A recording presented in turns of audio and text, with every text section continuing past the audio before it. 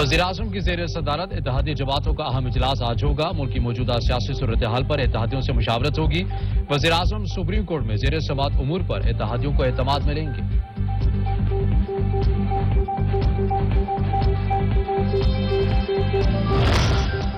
Pakistan bar council نے supreme court بل پر حکم امتناع کے خلاف آج یوم سیاہ منانے کا اعلان کر دیا.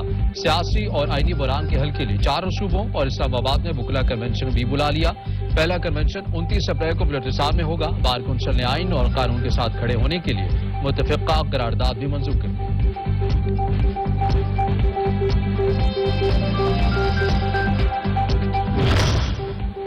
خیبر تورخم سرحد کے قریب پہاڑی تودہ گاڑیوں پر گرنے سے متعدد افراد زخمی ہو گئے. اسپتال منتقل کر دیا گئے. ریسکیو حکام کے مطابق تودہ گرنے سے گاڑیوں میں آگ لگ گئی جس سے عملہ گاڑی میں پھنس گیا تھا. فائر بریگیڈ عملے نے موقع پر پہنچ کر آگ پر قابو پایا.